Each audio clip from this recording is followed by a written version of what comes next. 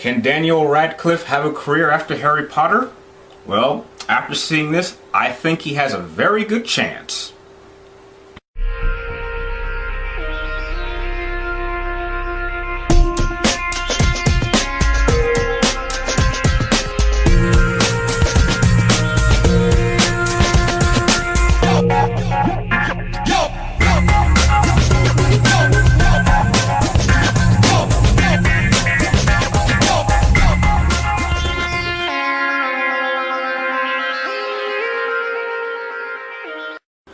Hello.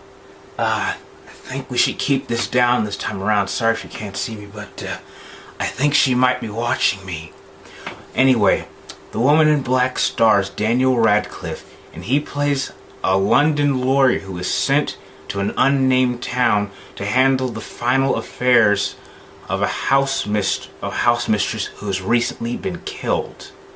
Now, not long after he goes there, many creepy things begin to happen that make him question of whether or not he should believe in the afterlife or not. Now, I would just like to say that the acting in this is actually rather good, and although the only problem I would say that the movie has is that for someone like me, it just wasn't all that scary.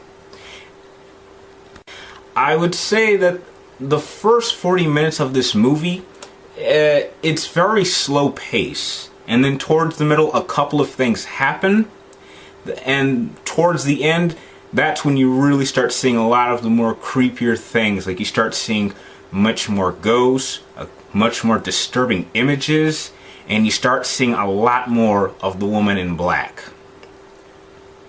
Now, the story to this is actually quite good.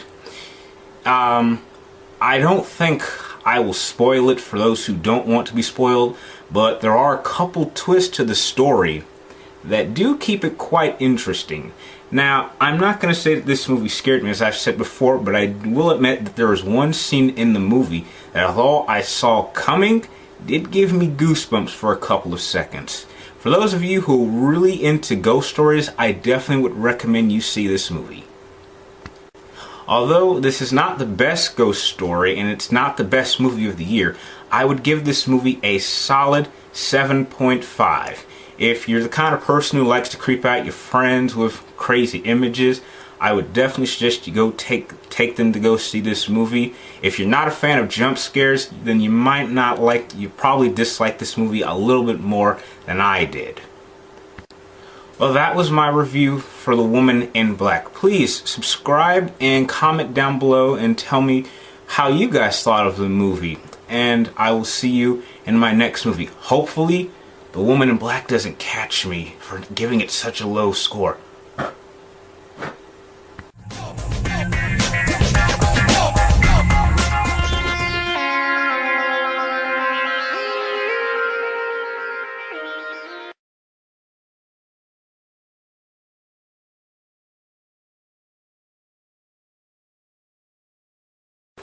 Welcome to another episode of the Spoiler Zone. Apparently you did not heed my warning, and well, let's hope she doesn't come after you for being spoiled. Okay, basically here's how the movie starts. It starts off with Daniel Radcliffe's character in London. Apparently his wife has recently died some years ago, and his career has started to go down the drain.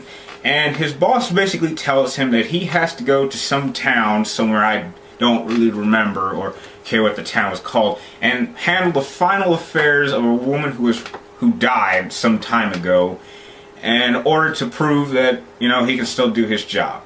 Now, his son is a little bit worried about him because he thinks he's all depressed, and Daniel Radcliffe's character says, "Don't worry, son, and I'll only be away for a couple days and you'll come join me." So he goes to this town. And right off the bat, you kind of get the feeling, I kind of felt like I was watching Sleepy Hollow, the Tim Burton movie. You remember the first scene when Ichabod Crane walks into the town and all the villagers start closing the doors and telling their kids to go inside? This is exactly that kind of town. They don't like strangers, and right off the bat, you kind of get the feeling that there's some secret that the town knows and they don't want him to know. It's completely the opposite of Sleepy Hollow, how as in the beginning, they practically tell Ichabod Crane, who's Johnny Depp's character, they tell them what's going on, that there's a headless horseman, and he doesn't believe it.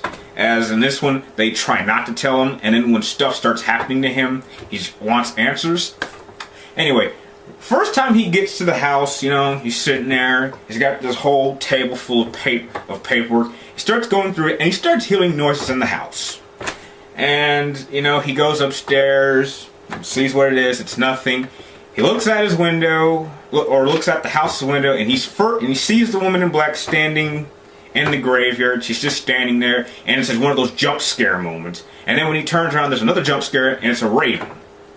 And you know, okay, the first two jump scares, they're not going to bother me, but okay, that's really the majority of the jump scares.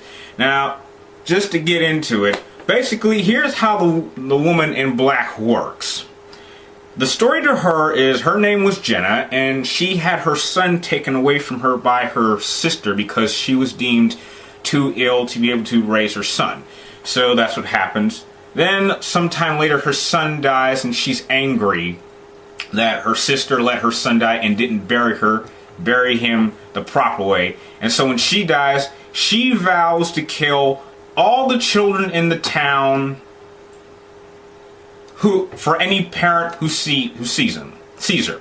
So basically, any town's village people who see her, like, because she's hanging out all throughout the town. If you see her, she's gonna convince your kids to kill themselves in really gruesome ways. Three little girls at the beginning jump out the window. Another girl who's locked up in the den sets herself on fire.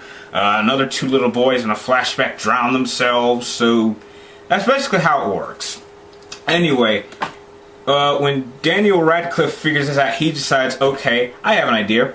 I'm going to find this woman's dead son's body, and I'm going to bring him to the house in his rotten form, and they're going to be reunited, and they do that. And after that, he thinks everything's all good, and his son comes to visit on the train, and, you know, everything's all good, everyone's in a happy mood. He's like, yes, I did it, I beat the ghost. But the ghost said specifically in her letters that no matter what anyone would do, she would never forgive what happened to her son. So she still doesn't. So once his son is with him, you know, it's one of those moments like, you know, this is why you pay attention to your kids, because they can disappear in a second.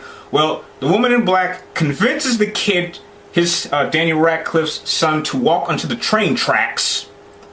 And Daniel Radcliffe sees this, and he runs after to save his son. He picks his son up, and the train runs them both over. You don't see that, but they kind of acknowledge that both of them were killed. And the next thing you know, he wakes up in heaven with his son and his dead wife, who died in childbirth, giving birth to his son. And his son asks, "Who's that, Daddy?" And he says, "That's your mom." And they all walk into the light to heaven. So basically, the woman in black kills them both, but with a train, basically.